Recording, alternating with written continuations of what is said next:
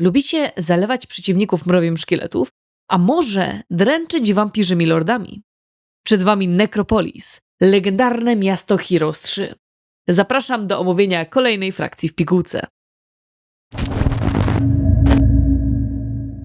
Dzięki za feedback, kochani. Praktycznie od razu po wypuszczeniu Bastionu zabraliśmy się za kolejne miasto.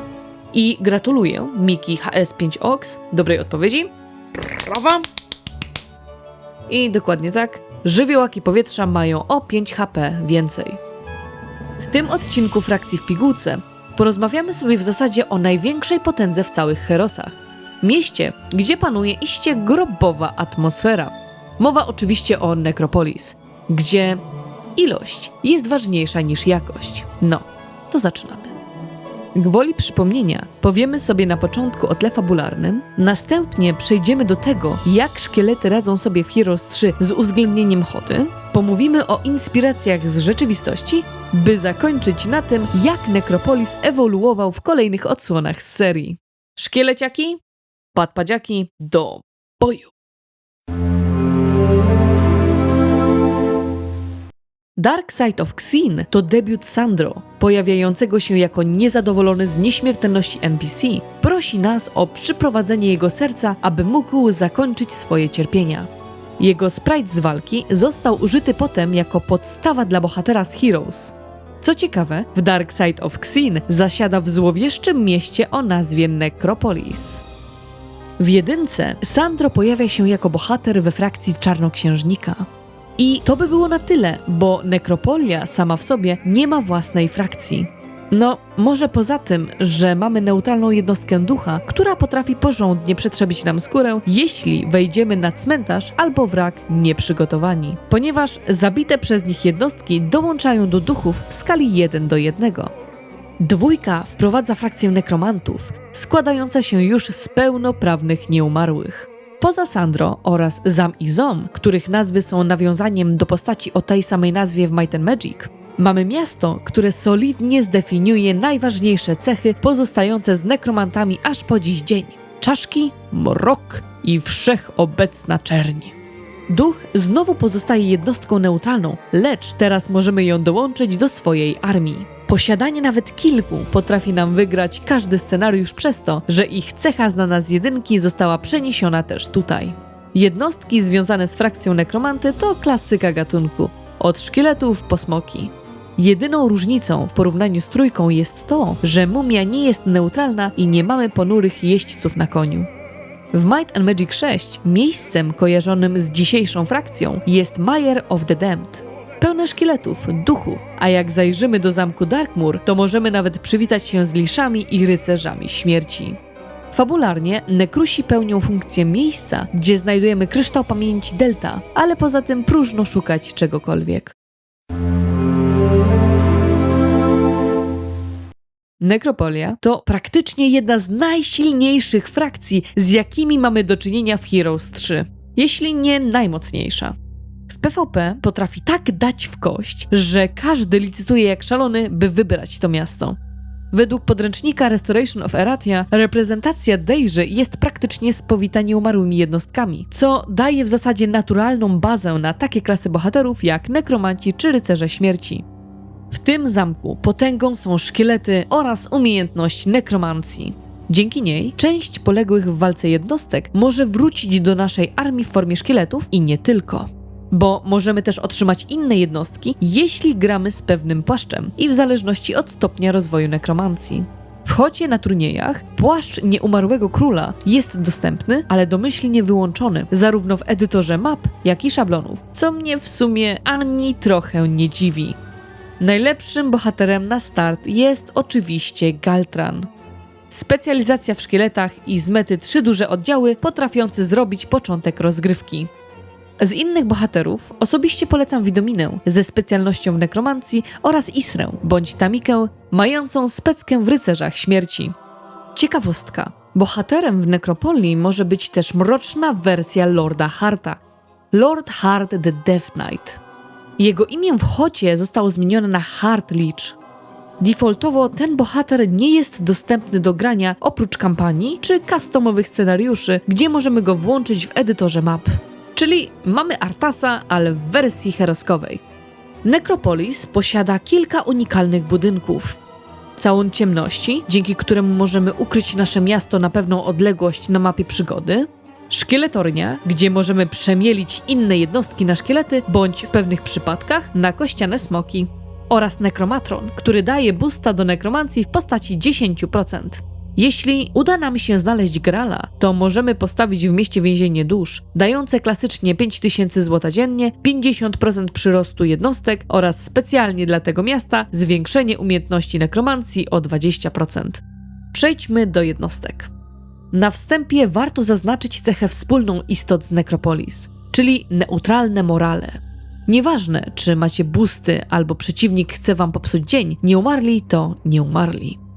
Szkielety, czyli źródło potęgi nekromancji. Jest to dobra, acz powolna jednostka pierwszego poziomu. Przy awansie dostaje boost do ataku, obrony i szybkości poruszania się po planszy. W mojej opinii to są takie heroesikowe zergi, których nagle z jednej małej grupki robi się w mgnieniu oka masa, zalewająca przeciwnika, nie dając mu ani chwili wytchnienia. Jeśli mamy wszystkie sloty w armii zapchane, szkielety ulepszone na kościeje, to automatycznie do naszej armii wracają kościeje, a nie ich pierwsza forma. Ale coś za coś. Dostajemy ulepszoną wersję, acz zmniejsza się ich powracająca liczba o 1/3. Bohaterem ze specjalizacją w tych jednostkach jest Galtran. Z nim na czele jest to praktycznie must have w każdej armii podczas gry tą frakcją. Ożywieńcy to typowe mięso armatnie do spalania podczas walki bądź w szkieletorni, by ocalić inne, bardziej wartościowe jednostki. Co prawda są wytrzymali, ale inne statystyki leżą i kwiczą. Podczas awansu jedyne co zyskują to trochę HP i umiejętność zarażenia chorobą z 20% szansą, że ten efekt wejdzie. O ile oczywiście nasz przeciwnik jest żywą istotą, bo inaczej nie ma na to szans. Jeśli jednak się uda zarazić pechowca, to osłabia się jego atak i obronę na czas 3 tur. Jeśli jesteśmy w posiadaniu płaszcza nieumarłego króla, to w klasycznych herosach, jak mamy podstawową nekromancję, to zamiast szkieletów po bitwie wracają do nas ożywieńcy bądź zombie. Specem w tych jednostkach jest Straker. Kolejna jednostka nie jest jakaś zjawiskowa. Całkiem przydatna na początku rozgrywki. Lata, a w dodatku pomimo małej ilości HP ma regenerację, więc dobrze przydaje się jako wabik na wrogie jednostki, ponieważ może się zregenerować w trakcie ucieczki. Przy ulepszeniu upiora zyskuje zdolność kradzieży many, czyli 2 punkty na stack, co bywa uciążliwe, ale nie jest to jakiś wielki game changer, jeśli chodzi o rozgrywkę. Wyjątkiem będzie sytuacja, kiedy mamy naprzeciwko naszych wojsk 7 stacków upiorów. Jednak strata co turę 14 many trochę boli. Jeśli ma się płaszcz nieumarłego króla i zaawansowaną nekromancję, to właśnie one wracają wtedy do naszych szeregów zamiast jednostek pierwszego i drugiego tieru. Bohaterką ze specką w tych jednostkach jest Harna. Elita Necropolis, która w pełni zasługuje na swoją reputację. Bo mówimy tu oczywiście o wampirzych lordach. Ich bazową formę warto jak najszybciej podbić do jej drugiej wersji, bo sama w sobie nie jest jakaś niezwykła. Statystyki nie zwalają z nóg, może jedynie brak kontrataku działa na plus. Ale jak już awansujemy ją, to otrzymujemy najbardziej rozpoznawalną i w mojej opinii przegiętą jednostkę w tej frakcji, jeśli nie w całych heroskach. Dzięki zdolnościom, jakie mają, można nawet nimi samymi robić smoczą utopię. Brak kontrataku, lifesteal, który nie dość, że odzyskuje HP, to jeszcze liczebność oddziału, wprost proporcjonalnie do ilości obrażeń, jakie zadadzą przeciwnikowi w danej turze. W dodatku umiejętność latania i prędkość czyni z nich istnego potwora na polu walki. Pocieszające jest to, że nie mogą wyssać życia z jednostek, które nie są żywe, bo w sumie z czego? Z kości czy zębatek? Bohaterem od tych jednostek jest Wokial. Lisze to jedyna jednostka strzelająca w tej frakcji, robiąca piękne spustoszenie na polu bitwy ze swoją śmiertelną chmurą. Trochę jak Fireball magogów. Majestatyczne, mocny DPS, zwłaszcza po level upie. Ich umiejętność działa tylko zasięgowo, co oznacza, że nie uświadczymy wybuchów w bezpośrednim zwarciu. Chmurka, którą posyłają lisze i arcylisze, działa tylko na żywe jednostki, co może wydawać się słabe, dopóki nie weźmie się pod uwagę tego, że możemy bezpiecznie walić w jednostkę osaczoną przez nasze szkieleciki. Tylko pamiętajcie, że tyczy się to tylko efektu obszarowego. Sam cel oberwie niezależnie, czy żyje, czy nie. Jeśli mamy wiadomy płaszcz oraz mistrzostwo w nekromancji, jednostkami, jakie będą wracać do nas po bitwie, będą właśnie lisze. Specjalistą od liszy jest Moandor. Czarny Rycerz to jedna z najlepszych jednostek 6. poziomu, moim zdaniem lepsza od czempionów.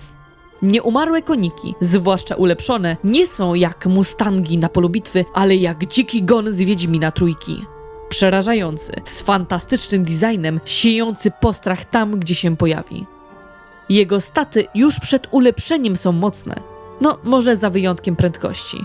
W dodatku ma 20% szansę rzucić klątwę na przeciwnika podczas atakowania. Ale zawsze ważne są warunki. Co, gdzie i jak. I właśnie miejsce jest tutaj ważne. Jeśli będziemy mieć sposobność walki na magicznej ziemi, to zaklęcie klątwy obejmie wszystkie wrogie jednostki. Po ulepszeniu mamy takiego kosiora, że jest to totalny must have w naszej armii. Prędkość, która była jedynym minusem, teraz nadrabia. W dodatku, podczas ataku mamy 20% szansę na to, że uderzymy w przeciwną jednostkę z podwójną mocą, robiąc z niego totalną miazgę. Warto nadmienić, że jeśli wejdzie nam szczęście, to zamiast podwojenia efektu końcowego dodaje nam się ten bonus do wstępnej kalkulacji, więc zamiast 400% obrażeń mamy 300. Bohaterami od Mrocznych Rycerzy jest Tamika i mroczna wersja Lorda Harta. Kościane i upiorne smoki mają swoje plusy, lecz niestety nie są one tak mocne. Latają i przez to, że są szybkie, mogą zablokować strzelaków, choć pewnie rozpadną się w następnej turze od byle obrażeń. Mają zdolności takie jak obniżanie morale, czy u upiornych smoków postarzanie, ale nie wpływa to praktycznie na to, co się dzieje na polu bitwy. Chyba że mowa o strażnikach neutralnych, bo wtedy ta zdolność może napsuć nerwów. Poza tymi właściwościami to kościany i upiorny smok są jednostkami dwuheksowymi. Jak mamy szkieletornię i przemielimy w niej żyjące smoki, węże morskie, coatls czy hydry, to dostaniemy kościane smoczki.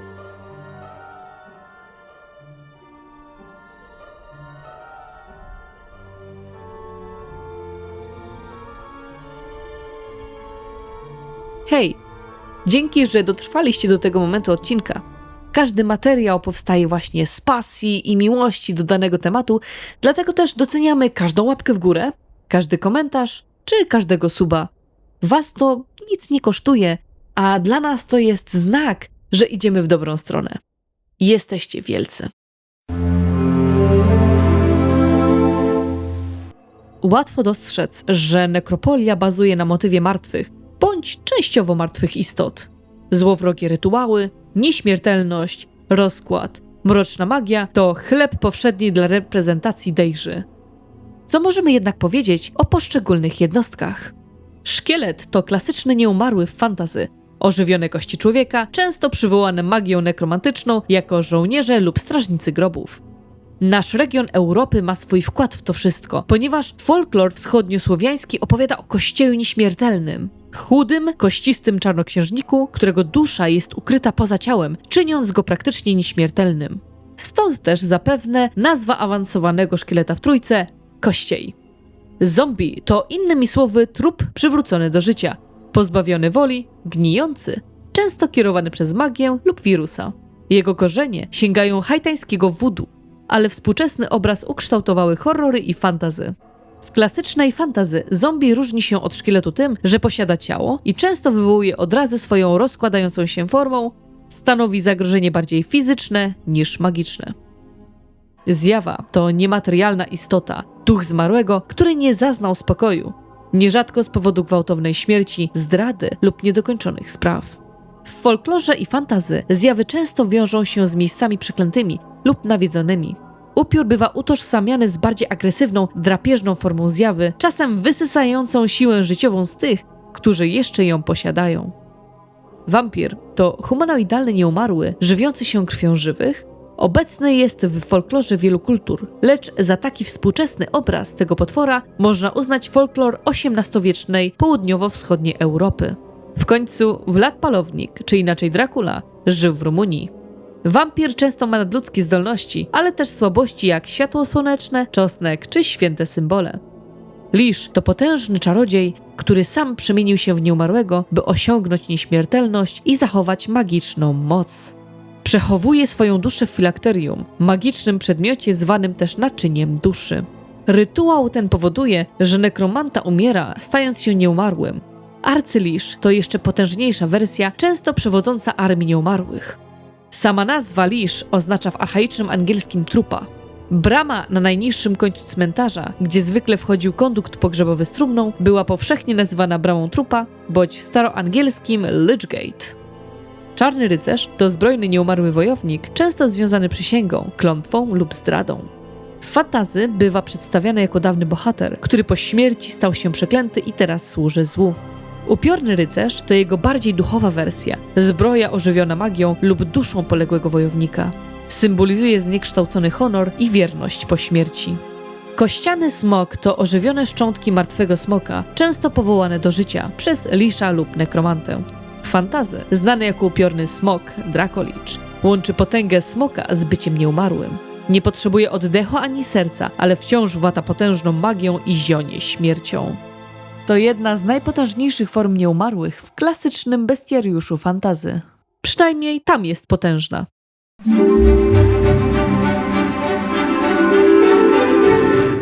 Might and Magic 7 adaptuje historię znaną z trójki i pięknie osadza jej elementy w grze. Może zacznijmy od najfajniejszej rzeczy. Jeśli macie w drużynie maga i postanowicie podążać ścieżką mroku, to ostatecznym awansem tej klasy jest przemiana w lisza. Wspomniałam ścieżkę mroku, bo tak, w 7 nekromanci są jedną z frakcji, do której możemy dołączyć, ale nie będę się na ten temat rozwijać. Zerknijcie sobie do tego materiału. Might and Magic 8, odbywająca się w Jodaim, wprowadza w kreatorze postaci nieznane dotąd zmiany. Do znanych nam wcześniej możliwości dodano też egzotyczne rasy i klasy, między innymi interesujące nas dzisiaj nekromanta oraz wampir.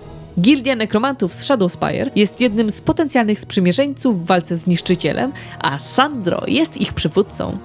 Przejdźmy sobie do herosków. Ponieważ Kriganie nie pojawili się na planecie, gdzie dzieją się wydarzenia czwórki, nieumarli odziedziczyli jednostki z Inferno. Po stronie znanych nam wcześniej jednostek ostały się szkielety, duchy, wampiry i kościane smoki, a do nich dołączyły chochliki, cerbery, diabły i jadowite pomioty, dziwne, zielone szlamo-ślimaki. Zombie, mumie i mroczni czempioni są neutralnymi jednostkami. Może pójdziemy sobie dalej, co? 5 ładnie prezentuje nekropolię ze strzelistymi wieżami, złowrogimi zielonymi światłami i księżycem w tle. Jeśli chodzi o jednostki, to powróciła klasyka w postaci szkieletów, zombie, duchów, wampirów, liszy, kościanych smoków, lecz mamy też zjawy z kosą ładnie wkomponowane w klimat frakcji. Pomówmy o 6. Spodziewacie się pewnie wywróconego stolika, pamiętając poprzednie frakcje. Ale o dziwo, nie jest źle. Szkielety, gule zamiast zombie, duchy, lisze, wampiry. Dostajemy też kilka nowości.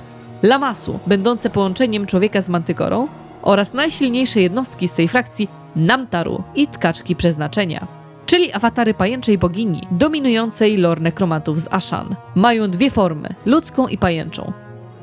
Wątek pajęczej bogini znany jest również w D&D, gdzie mamy tak zwaną pajęczą królową Lot, którą wyznają mroczne elfy ze świata Faerunu, czyli droły. 7 rozwija ten koncept, ale też przywraca niektóre jednostki. Wracają szkielety, duchy, lamasu, lisze, wampiry oraz kościane smoki. Mamy też pająki i ponurych żniwiarzy. Namtaru jest od teraz jednostką wojenną stojącą z tyłu podobnie do balisty.